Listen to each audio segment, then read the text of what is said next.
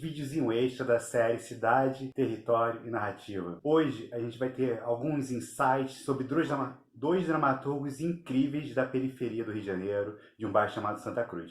Se liguem nas falas e não deixem de acompanhar essa série.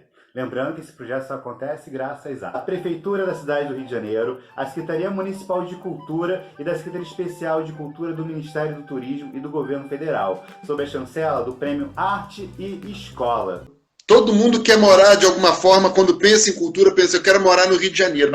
Mas existem, eu sempre pergunto, que rio é esse? Né? Existe um rio antes do túnel, existe outro rio depois do túnel. E o Alexandre Damasceno é esse que mora nesse rio, que é muito depois do túnel, que é no último bairro da Zona Oeste, do último bairro do município do Rio, que é vizinho de Itaguaí, onde eu acabei fazendo praticamente a minha formação. Então eu sou esse cara que mora em Santa Cruz, Zona Oeste, Cesarão ainda moro no Cesarão, que faço teatro, sou oriundo dessa periferia, que aprendi que conhecer a minha história seria minha identidade, saber exatamente sobre o meu bairro, saber sobre Itaguaí, por exemplo.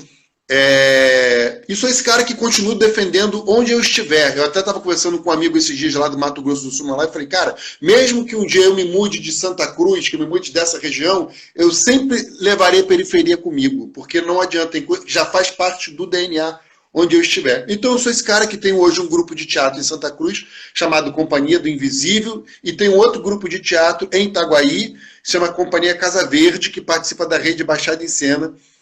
Sou professor de literatura, embora no momento não esteja trabalhando com isso, né? Eu sou concursado em literatura lá em Itaguaí, mas eu estou lá no teatro trabalhando, que foi justamente nesse teatro, quando ainda se chamava Espaço Cultural Aerto Perlingeiro, que eu fui aluno do George, que eu estudei, me formei, me profissionalizei, enfim, e continuo trabalhando. E sou esse cara que continua, de alguma forma, tentando trazer para a periferia, você está falando dessa coisa da formação, a gente vai falar um pouco mais sobre isso, tentando trazer tudo que eu aprendi para este lugar, que é o contrário do que eu aprendi quando comecei a fazer teatro, quando me dizia assim, você quer fazer teatro, você tem que sair de Santa Cruz.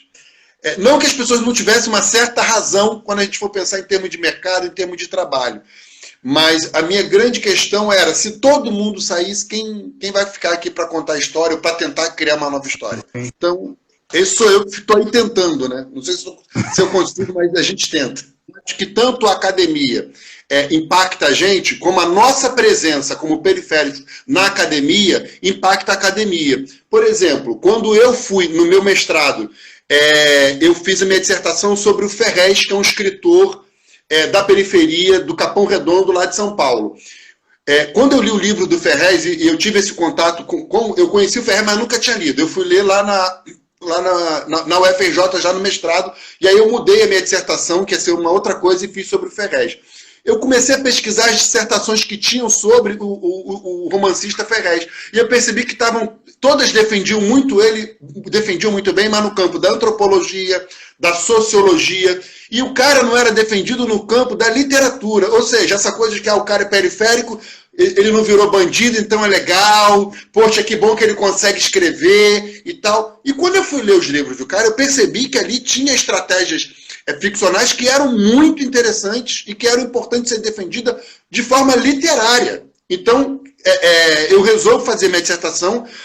Até então, o Ferrez tem 3 romances, ele tem alguns livros mas tem 3 romances, então eu resolvo falar sobre isso e defendo uma literatura a partir do território, que é onde eu entendo que é a defesa dele. Você é atravessado por essas coisas o tempo todo. Então, assim, eu falei, cara, eu não quero acreditar que quem mora na periferia só consome cultura se for deste jeito. Eu acho que a gente consegue ver coisas mais delicadas.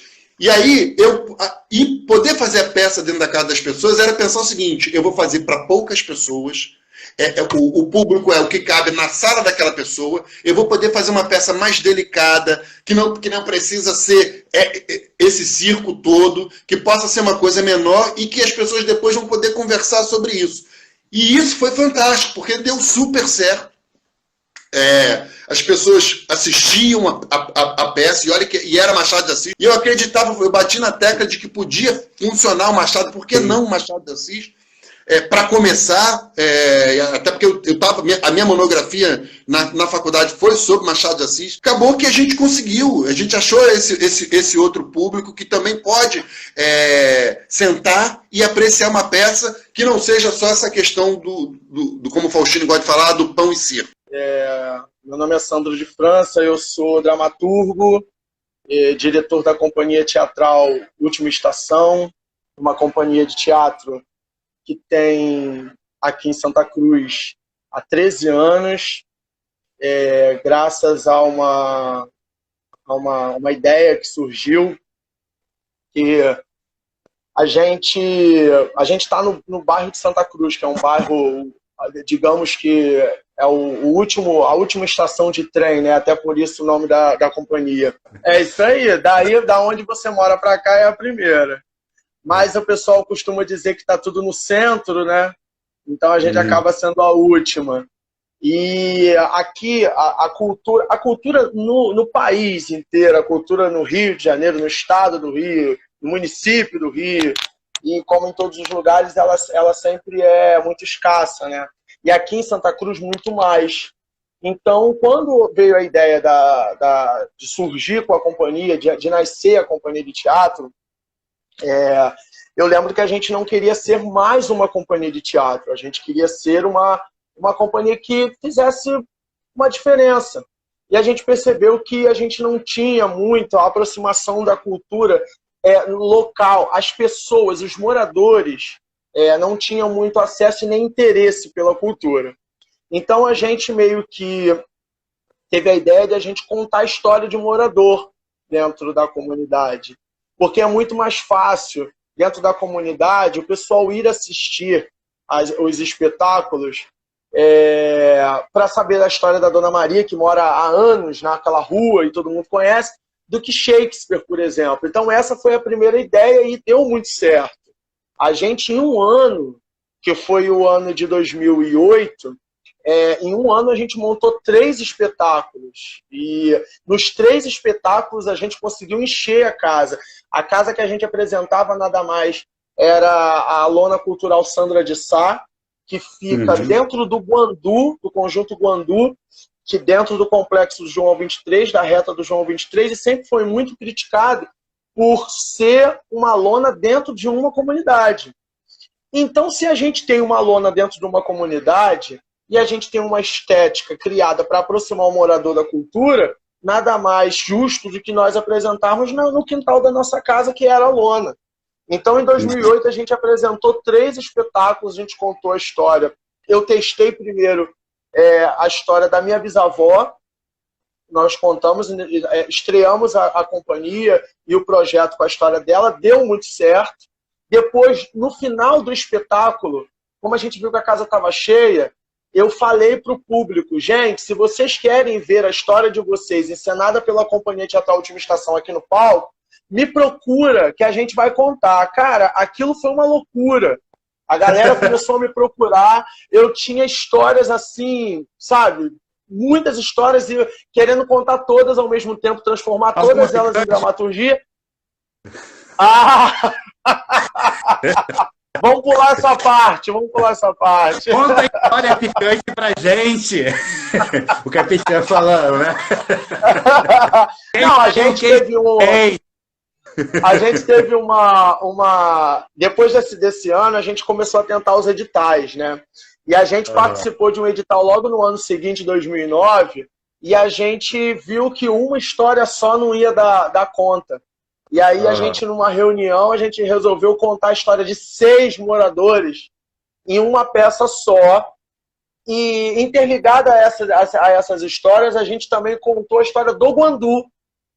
Porque o Guandu, o nome do espetáculo se chamava Guandu no Caminho de um Rio. E aí a gente contou a história do Guandu, que era, na época, o Guandu era um conjunto habitacional que foi criado para tirar aquelas favelas que estavam nascendo às margens da Avenida das Américas, no Recreio, na Barra. Então o prefeito da época começou a trazer, tipo assim, tira a galera de lá e entope Santa Cruz, bota o pessoal para Santa Cruz.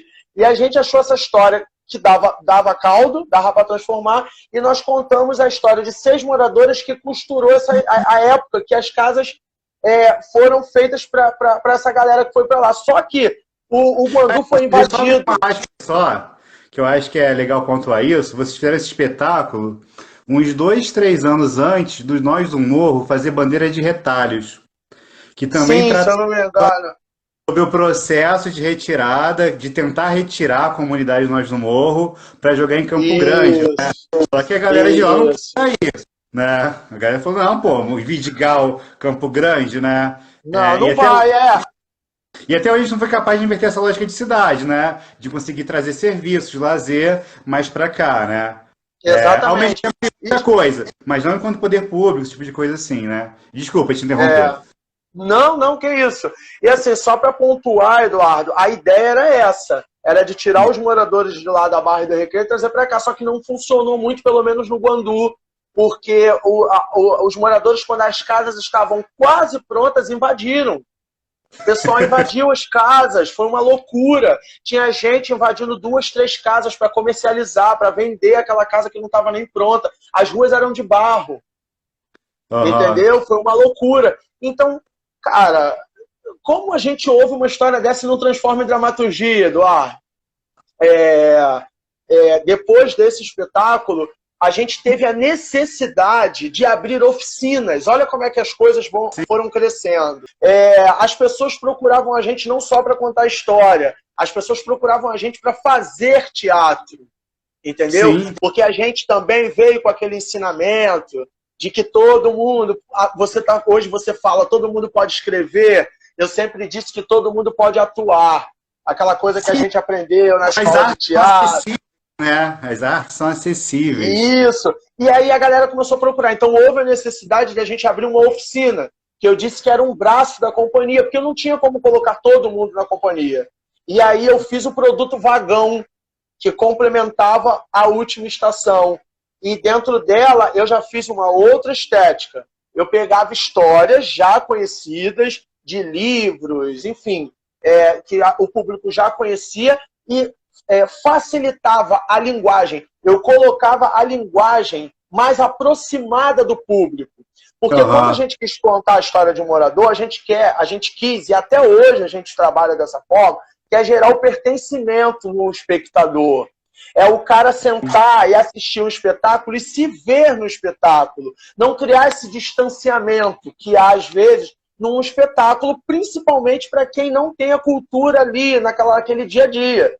Então, assim, o primeiro espetáculo, eu peguei os 12 trabalhos de Hércules, né, na época, acho que foi o primeiro produto Vagão que a gente fez. Eu lembro que a gente fez Medeia, a gente fez os 12 trabalhos de Hércules e simplificou, colocou uma linguagem mais simples. A gente pegou os 12 trabalhos de Hércules, que na história real, o Hércules vai lá fazendo aqueles trabalhos pra pererê, parará. Eu botei um garoto que era vendedor de ovo, vendia ovo numa Kombi, e ele chamava Hércules, e ele fez uma besteira dentro da comunidade, e ele tinha que passar por 12 comunidades do Rio para fazer 12 trabalhos diferentes.